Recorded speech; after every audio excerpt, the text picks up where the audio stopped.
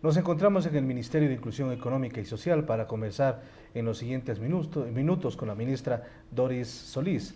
A propósito, el gobierno en este mes cumple 6 años de gestión y uno de los elementos preponderantes e importantes, sin lugar a dudas, ha sido el trabajo en favor de los sectores sociales, reconocidos por propios y extraños. Quizás la bandera más importante de este gobierno de la Revolución Ciudadana ha sido el apoyo en los sectores sociales. Ministra, bienvenida al Ciudadano.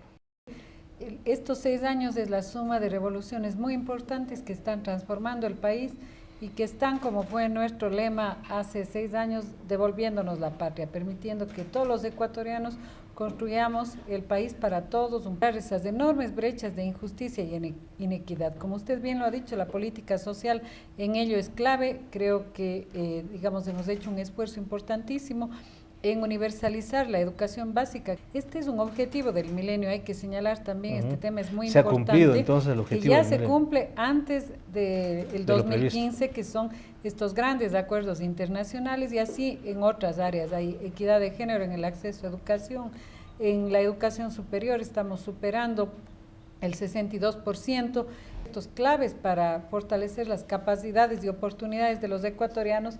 La obra del gobierno es ciertamente muy importante para que los ecuatorianos tengan salud pública gratuita, de calidad y universal. Y en los campos que el MIES lleva adelante, la protección social, la protección especial a las personas con vulnerabilidad.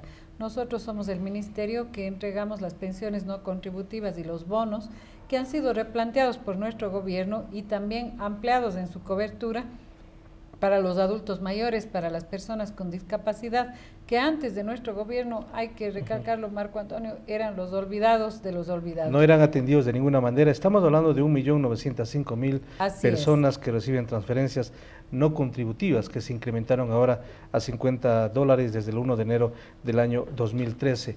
¿En qué contribuye, en qué beneficia justamente estos sectores? Bueno, hay que aclarar que el bono en sí mismo no es el mecanismo para la salida de la pobreza. En el viejo concepto neoliberal del gobierno de Mahuad, por ejemplo, se crearon como bonos de pobreza, y ahí el concepto era una ayuda marginal para las personas pobres, para las personas que eran afectadas profundamente por el modelo inequitativo. Pero aquí se trata de bono de desarrollo humano en un concepto distinto, en un concepto de que la pobreza se combate creando oportunidades y generando capacidades en esos hogares, de modo que 1.200.000 de este grupo de son hogares, ¿no?, que reciben. ¿Y quién recibe? Recibe la madre de familia, porque también el presidente Correa ha querido compensar y reconocer el trabajo doméstico no remunerado, que hoy también es un principio constitucional importante. Pero adicionalmente hay que destacar que el bono va acompañado de una política de corresponsabilidad. Estos hogares tienen la obligación de llevar a sus niños y niñas a la escuela y al colegio público, de modo que tenemos resultados tangibles como el incremento de manera importante del ingreso de niños y niñas de hogares pobres a escuelas y colegios públicos, muchos de ellos colegios réplica, por ejemplo, que son de la más alta calidad. Si un niño de un hogar pobre hoy se educa y llega inclusive a la universidad, recuerde, Marco Antonio, que estamos cerrando el 2012 también con la cifra de que un 14% de jóvenes que ingresaron a las universidades del país pertenecen a hogares del bono, inclusive acaba CENESID de hacer una convocatoria para entrega de becas. Entonces estamos hablando de romper las condiciones estructurales, claro, antes de pobreza. Estos sectores no estaban incluidos dentro del respaldo, del apoyo o del servicio del sector público, de los diferentes gobiernos, porque era simplemente el bono de la pobreza el que era entregado a ciertos sectores de la sociedad, pero no tenían esta corresponsabilidad, como usted está mencionando. Así es, porque queremos romper esa idea de que el bono es una dádiva, o de que es una caridad, o de que es una medida asistencial del gobierno. No, el bono es una palanca para fortalecer capacidades y oportunidades para las personas que están en condición de pobreza o sufren alguna vulnerabilidad. En el caso de los adultos mayores hemos llegado a la cifra de 588.000 adultos mayores que no están protegidos por ninguno de los sistemas de seguridad social, y entonces reciben a partir de enero pues los $50, antes los 35, también como un piso de protección social, un piso de consumo, que no caigan en la pobreza, que no caigan en condiciones difíciles y más bien, además también con ello, se integren a la política social de vejez activa que trabajamos. Y un grupo de 150.000 personas con discapacidad que también reciben de manera permanente los 150 o 105.000. 105. 105.000, correcto. Estamos hablando también, ministra, de que se ha iniciado un proceso de recalificación para los beneficiarios del bono. ¿Por qué razones se tomaron estas decisiones? Porque queremos actualizar los datos de cada uno de los hogares, de las familias, el hecho también de que verificar que sus hijos e hijas están asistiendo a la escuela pública, y ahí, como señalaba, yo creo que en este momento no hay pretexto para que los niños, los jóvenes, aún de hogares en condiciones difíciles, no asistan a la escuela y al colegio. Todo lo contrario, tienen que hacerlo para romper esas condiciones. Pero se han excluido pobreza, algunas personas y no todavía. Vamos a depurar justamente la base de datos. Lo que sí hay que decir y recalcar con frontalidad, porque es parte de la corresponsabilidad de un concepto no asistencialista, es que aquellos hogares que verificamos que no están enviando a los niños y niñas a la escuela, que por ejemplo los tienen trabajando, que es otra de las metas que el MIES tiene, erradicar el trabajo infantil riesgoso, van a perder el bono. Entonces, todos a enviar a los hijos e hijas a las escuelas, a cumplir con los controles en los centros. ¿Hasta cuándo será el proceso de recalificación? Hasta el 31 de enero. No es una reclasificación, es una actualización de datos para poder, junto con el Ministerio Coordinador de Desarrollo Social, pues monitorear la base de datos que tenemos. Ha habido algunos importantes logros también en movilidad social, en superación de la pobreza, en los créditos de desarrollo humano que superan los 110.000 y un monto de 46 millones de dólares. ¿A qué sectores o en qué se ha beneficiado la economía también sobre estos recursos, estos créditos que van a estos sectores pobres?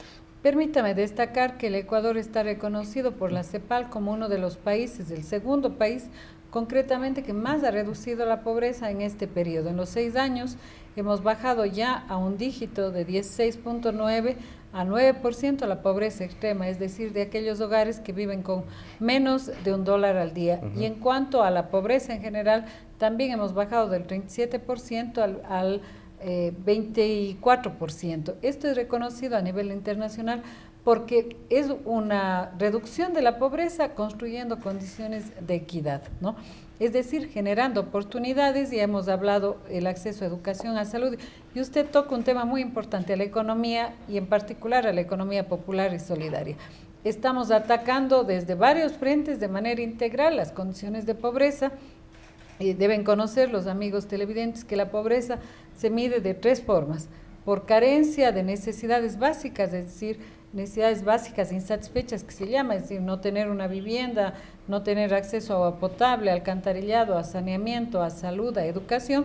Ese es un gran bloque de temas que nosotros hemos atacado, además de lo que ya he mencionado en salud y educación, con vivienda social, trabajando intensamente con los gobiernos locales para ampliar la cobertura de agua potable, buenas vías, alcantarillado, etcétera. Entonces ahí tenemos una rebaja importante de condición de pobreza para miles de hogares. Luego, pobreza por ingresos, que es lo que usted está señalando, y pobreza por carencia de activos, de un patrimonio, de una propiedad. Ahí hay experiencias muy exitosas del gobierno nacional incentivando la pequeña economía, reconociendo el trabajo productivo de los hogares y creando acceso, por ejemplo, al crédito de desarrollo humano.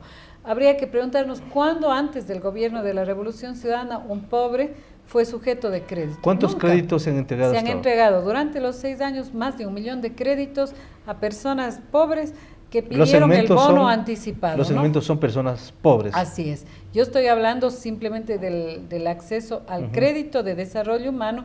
Hay, por supuesto, mucho más acceso al crédito formal, digamos así, a través de la banca pública, pero quisiera focalizarme en el crédito de desarrollo humano, que es pedir el bono anticipado de 1 año o de 2 años para emprender de manera individual o asociativa un pequeño emprendimiento. Tenemos experiencias muy exitosas. Como por ejemplo Hilando el Desarrollo. Hilando el Desarrollo creo que es la experiencia más emblemática. Alrededor de 1.600 pequeños artesanos y artesanas que compraron su máquina de coser, instalaron su pequeño taller y hoy anualmente concursan y proveen de los uniformes escolares, es decir, participan para recibir 33 se han convertido en proveedores del Estado. Así es, el 100% de uniformes escolares en el gobierno de la Revolución Ciudadana no lo hace una gran empresa o una gran industria, lo hacen 1.600 artesanos y artesanas de todo el país, cubriendo la necesidad nacional y asegurando un negocio de 33 millones de dólares. Estamos justamente analizando y tenemos datos provisionales que nos hablan de que al menos el 6% de la compra pública del gobierno nacional se ha hecho con actores de la economía popular y solidaria. Es una cifra muy importante. Por supuesto que sí. Porque antes no había absolutamente nada. Exactamente. Alimentación escolar hacemos con pequeños productores, lo que es textiles, uniformes escolares, etcétera, eventos, provisión de muebles en el nivel local. O sea, hay muchas áreas donde conectamos la compra pública con los pequeños productores, muchos de ellos que están saliendo del bono, saliendo de condiciones de pobreza y generando oportunidades. Entonces, creo que nuestro gobierno está en la senda correcta de generar un país de igualdad de oportunidades. Lo que dice siempre el presidente, y permítame recuperar esta idea, que al nacer cualquier ecuatoriano, nazca en el campo o la ciudad, nazca hombre o mujer, nazca indígena, afroecuatoriano o mestizo, ninguno tenga menores oportunidades ni por condición geográfica, ni por condición étnica, ni por condición de género, o que nazca con una discapacidad, todos tengamos igualdad de oportunidades para construir una vida digna. El Instituto Nacional de Economía Popular y Solidaria es importante en el contexto de la entrega de créditos productivos a los micro y pequeños empresarios. A este sector también está dirigido. ¿Cómo se ha desarrollado el sector? Efectivamente, el Instituto de Economía Popular y Solidaria, que es adscrito al MIES, es una de las entidades importantísimas de la economía popular y solidaria que ejecuta planes de capacitación, de asistencia técnica, de promoción de mercados, de conexión de circuitos económicos para fortalecer a los tres sectores que la Ley de Economía Popular y Solidaria define que son parte de este sector. Es decir, a las cooperativas, tanto financieras como no financieras. Vea usted que nuestro gobierno también está ampliando, por ejemplo, lo que es la entrega del bono, las transacciones monetarias con las cooperativas financieras del país, lo cual redunda en que tengan beneficios económicos las cooperativas productivas, no financieras en general, las asociaciones y las comunidades. Todo este sector trabaja con el IEPS en grandes áreas. Tenemos socio vulcanizadora, socio tienda, tenemos una línea de turismo comunitario, la línea de textiles, la línea agropecuaria, que son líneas en las cuales estamos fortaleciendo también estas oportunidades de mercado, asistencia técnica que la trabajamos conjuntamente con el SECAP, etcétera, es decir, fortaleciendo el sector como nos manda la Constitución y la Ley de Economía Popular y Solidaria. Aunque en este tema también del socio vulcanizador no se ha desarrollado por completo como debería hacerlo, es decir, debe tener una imagen única, debe tener diferente tipo de servicio. ¿Hasta dónde se ha avanzado en este sentido? Bien, estamos justamente dando asistencia técnica, unificando los diseños, fortaleciendo las capacidades de los actores y el acceso a crédito para que las vulcanizadoras que tradicionalmente han sido talleres de mala calidad, digamos así, sean talleres de hermosa imagen, de buena calidad, donde los trabajadores son parte del turismo en sí. Exactamente, ligados a este servicio puedan ofrecer un servicio de calidad. Y ahí, permítame recalcar, la economía popular y solidaria a veces es pensada como el trabajo informal, el trabajo sin calidad, nada más alejado de la realidad. Cada vez más es un trabajo formal, un trabajo de excelencia, un trabajo que ofrece productos y servicios de calidad. Y ya ahí, por ejemplo, el IEPS con el MIES hemos sacado el primer catálogo de actores de la economía popular y solidaria. Yo haría un llamado para que se registren a través del Instituto de Economía Popular y Solidaria, de modo que nosotros, como Estado, aseguramos que puedan ser conocidos no solo por los ministerios, también por los gobiernos locales, también por el sector privado, por la ciudadanía, de qué servicios prestan y acompañarles, asesorarles en que vayan siendo servicios cada vez de mayor calidad. Ahora, este tema de la economía popular y solidaria, que no se conocía antes, que no existía al menos este concepto, no solamente en Ecuador, sino en algunos países de América Latina. ¿Usted cree que esto significa un cambio de paradigma también en el tema económico regional para que estos sectores antes excluidos hoy formen parte de la economía, de cómo se mueve en cada uno de esos países?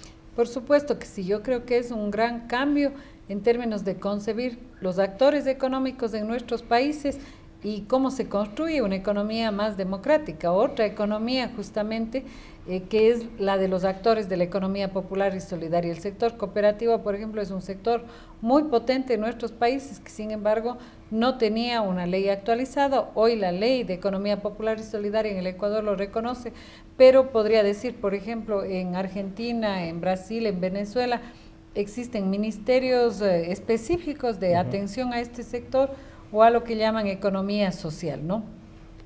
Creo que esto aquí se avanza hasta allá también. Hace justicia. Por los del Frente Social y Económico trabajamos con este enfoque, pero adicionalmente recuerde que el año pasado se nombró ya y se creó la Superintendencia de Economía Popular y Solidaria, que además supervisa, controla, regula el sector. Entonces estamos ya con la institucionalidad que nos da la ley y yo creo que es muy importante el caso del Ecuador, que es reconocido a nivel internacional por haberle dado un rango constitucional. Aquellos sectores que antes eran perseguidos o incomprendidos, invisibilizados, porque lo que mandaba era el gran capital. La característica de la economía solidaria y popular es la primacía del trabajo sobre el capital, la alta generación de empleo y de relaciones justas entre consumidores y productores, pues de relaciones solidarias, en fin, que hacen precisamente que se vea pues este sector como un sector clave para la transformación de la base productiva, de la base económica de nuestros países. El gobierno declaró al desarrollo infantil como política pública de Estado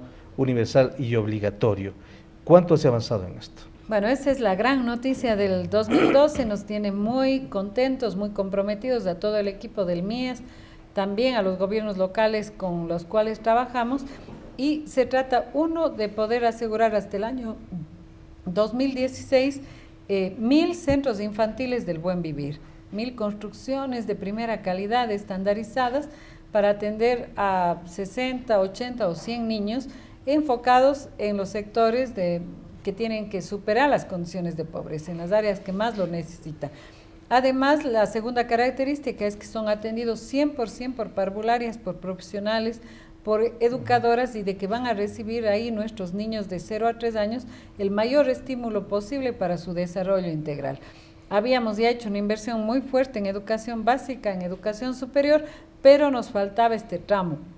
El primer momento, la infancia inicial, digamos así, en el cual el gobierno nacional, pues con el presidente a la cabeza, ha decidido ir cerrando también esa brecha de oportunidades, creando el mejor servicio posible para los niños y niñas.